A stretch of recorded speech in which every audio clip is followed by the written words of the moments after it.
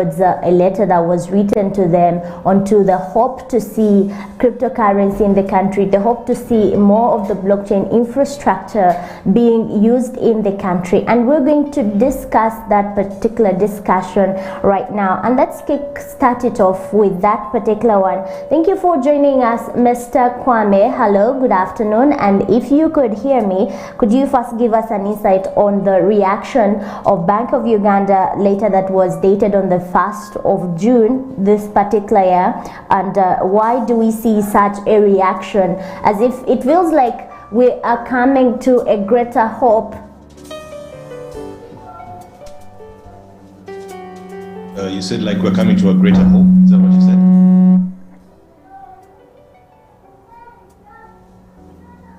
Okay, can you hear me well? I'd like to confirm that. It's like I cannot hear you.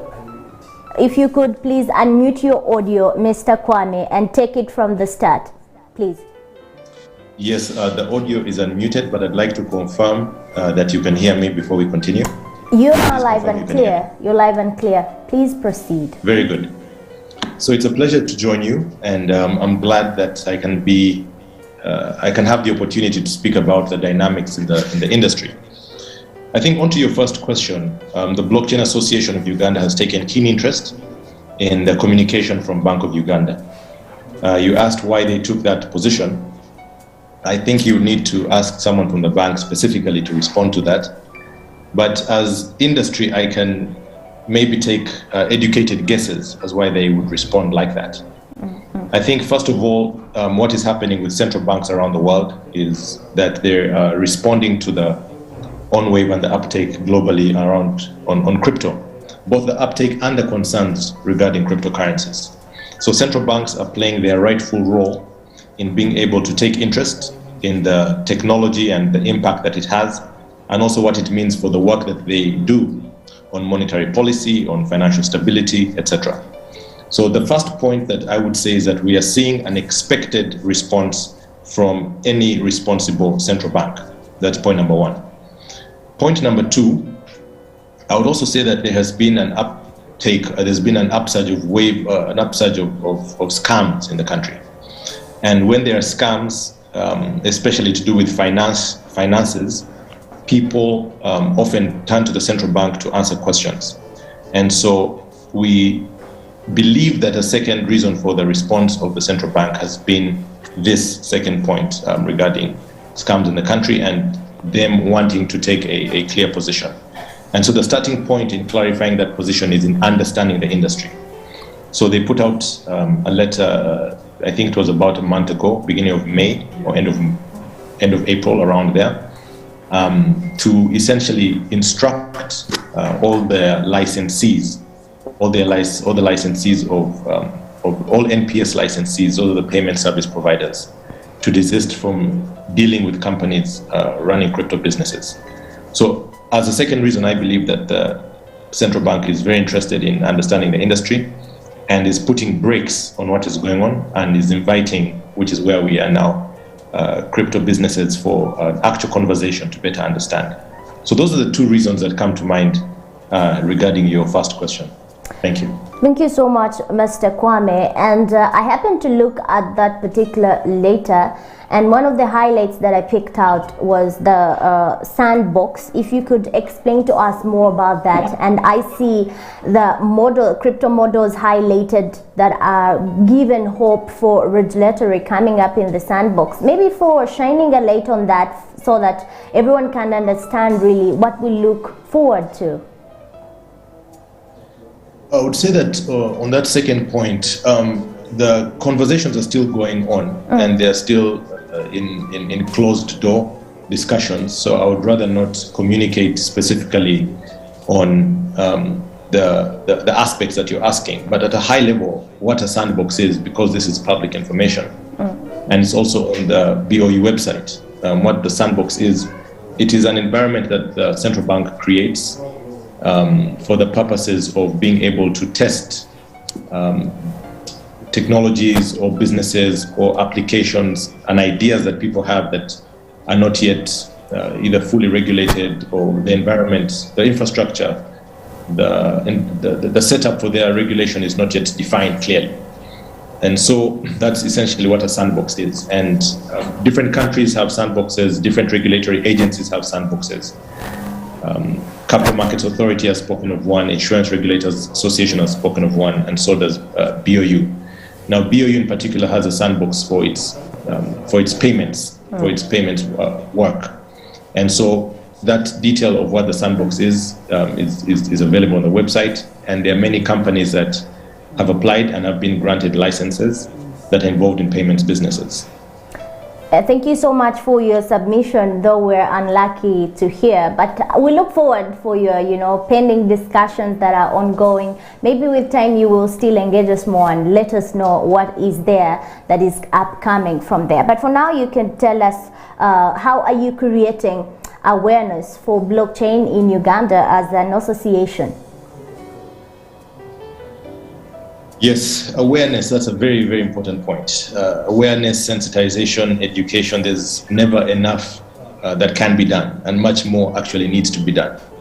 Over the last 3.5 years as the association, we've been doing some work, but also individual companies that are particularly involved with education have been doing this type of work. Skills Haven and many others who are involved with crypto education. And this is very important. Because there needs to be an increased understanding amongst both decision makers at a policy level, at business level, at corporate level, but also wananchi, because wananchi are the ultimate consumers and users of these services. So there is some work that has been done, but much more work needs to be done on the education front.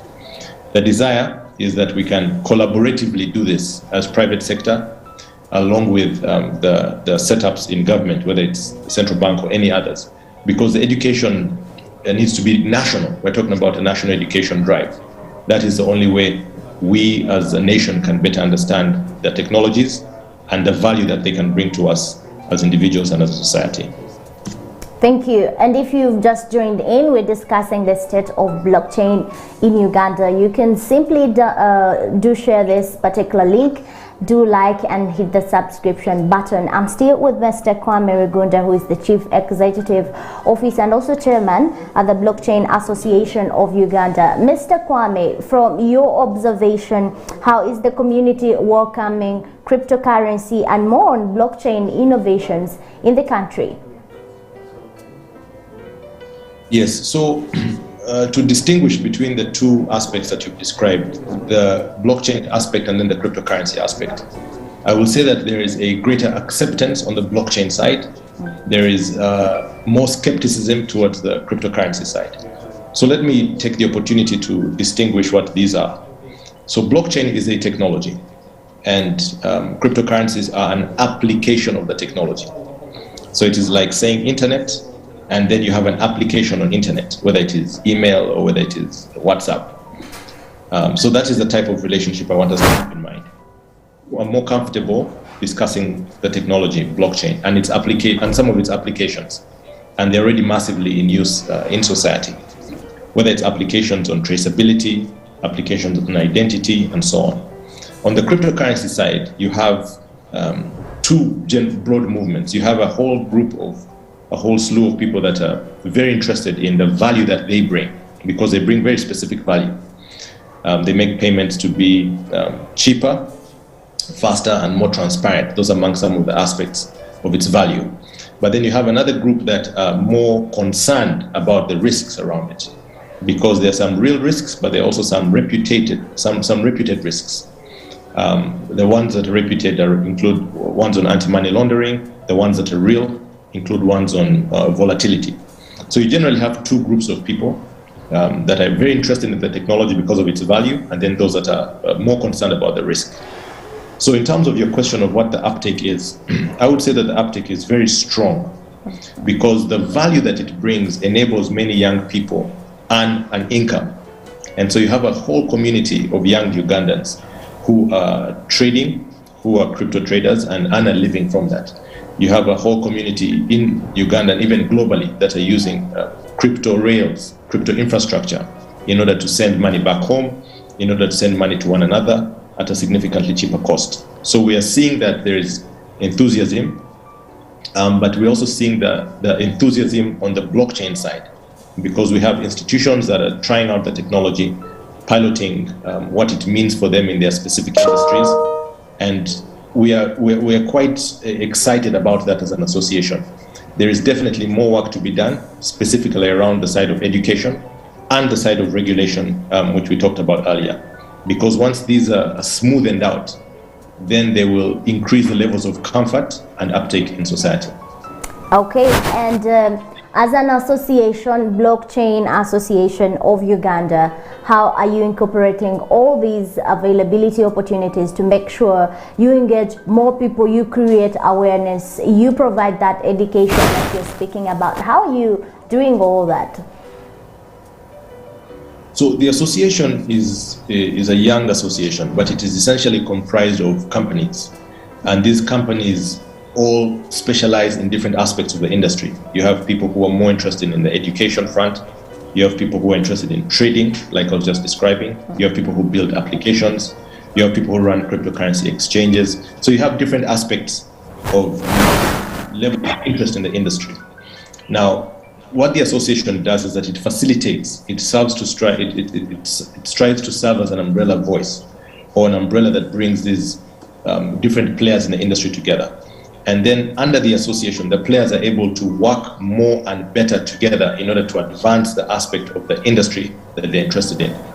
There is, for instance, a group known as CELO that organized about a week and a half ago, Kampala Blockchain Meetup, which was a very, very great event.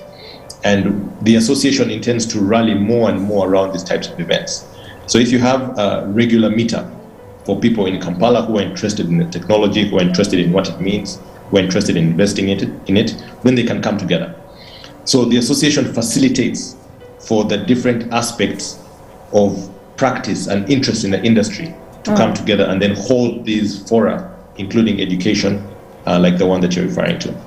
Okay, thank you so much. And are you facing any challenges, or are there any observations that you can make in regards to hindrances as you create this technological change in the country? And how also are you engaging with stakeholders to make sure there is, efficiency and an impactful move towards this? Yes, so we are not the ones creating the technological changes. The technological changes are happening inevitably. I mean, the world is turning an important chapter in the history of money. So we're not the ones doing it. We just happen to be at an important time in history, which is where we are right now. But we also happen to be the ones who have some knowledge. And those who have some, at this important time in history, we believe it is our responsibility to take this knowledge into action, to translate it into action in our country. On your question of are we facing challenges, the answer is definitely yes. Anytime there is something new, you face challenges by default. But the challenges notwithstanding, we recognize that there are reasons for these challenges. I've just given one, when there is something new.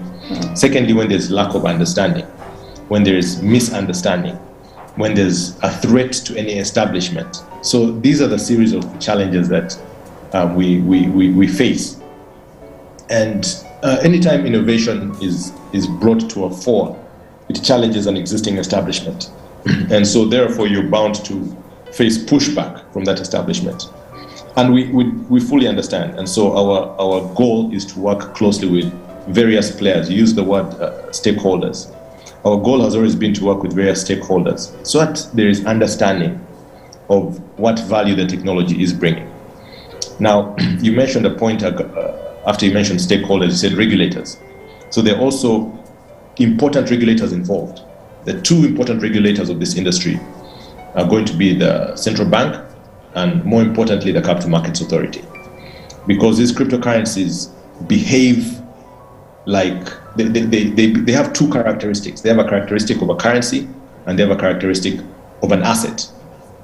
And so the aspects of cryptocurrencies that have characteristics of currencies, the central bank will take more interest in those. And then the aspects that have characteristics of assets, specifically like securities, there the Capital Markets Authority will take interest in those. And so we're engaging both these regulators and hoping to work with them as we shape the industry, especially from the private sector side.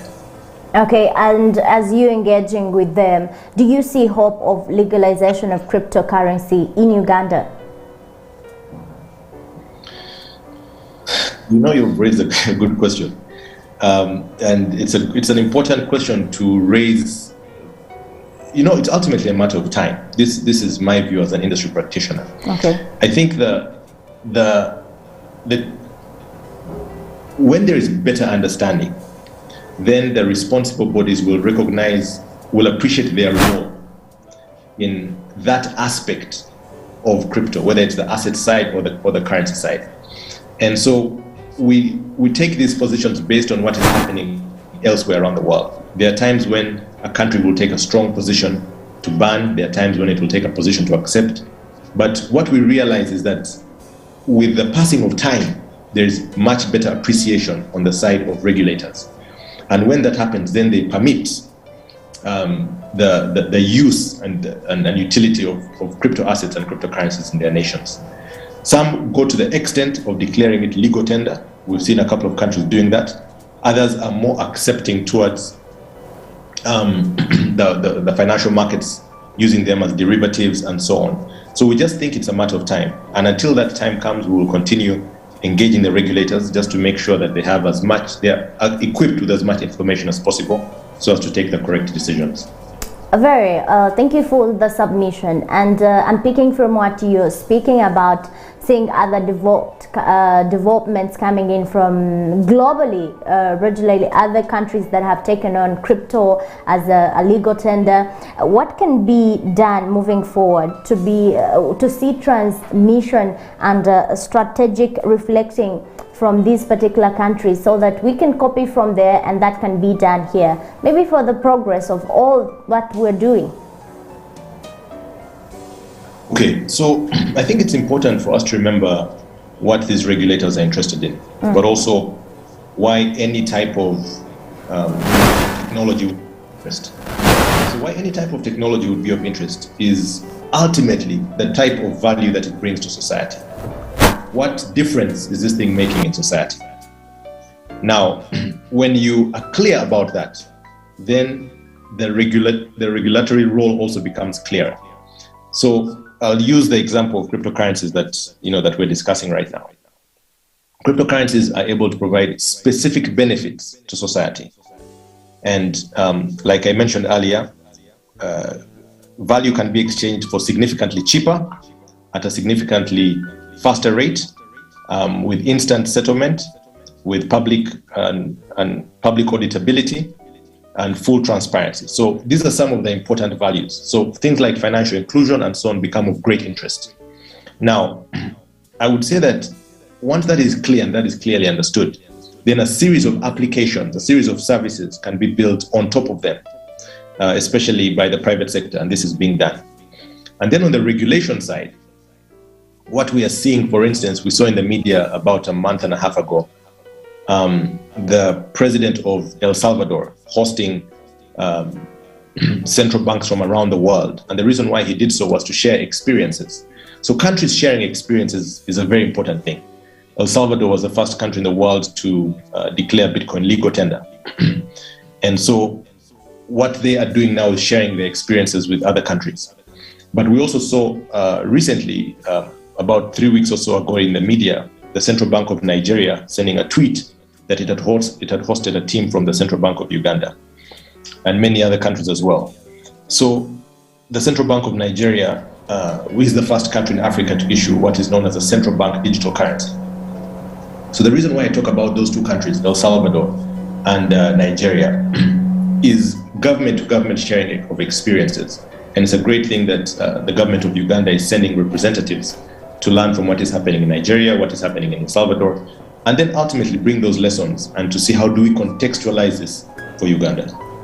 Indeed, that is a great one. We look forward to all those, submissions and commitments that government is working on, copying from different people, and you as well. You're doing a great job, I must say. Thank you so much. And away from cryptocurrency, let us speak more interesting coming up baby. I can call it a baby because everyone is trying to find a way on how they can actually engage with it. We're speaking about the Metaverse experience. How far is it going with Ugandans? It's a good question. Metaverse is a very interesting phenomenon, and you've used the word experience, and that's a good word. And would encourage more and more Ugandans to take interest in what this thing is. So the Metaverse, think about the universe as we know it, but now at a digital level, in a digital dispensation. And so what the Metaverse is, it's an environment, it's a place, it's a world where people go, live, transact, react, experience different things, meetings, coffee shops, transactions, buying land. I mean, everything that we are doing in the physical world, we are seeing being replicated in the digital world. And this is what the concept of Metaverse means. And where things like blockchain or crypto come specifically relevant is because they're able to authenticate digitally. So one of the things that's unique in the physical world is that I have my unique fingerprint on my finger and my iris similarly. So these are very unique. But technologies like blockchain enable for this similar uniqueness to be guaranteed in the digital world.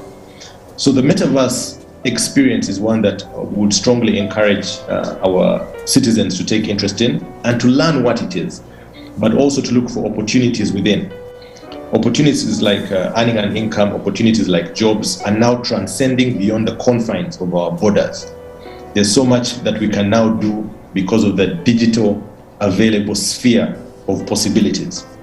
And the starting point is to just take some basic interest. You can take some basic interest by reading about the Metaverse and understanding what it is and actually experiencing it.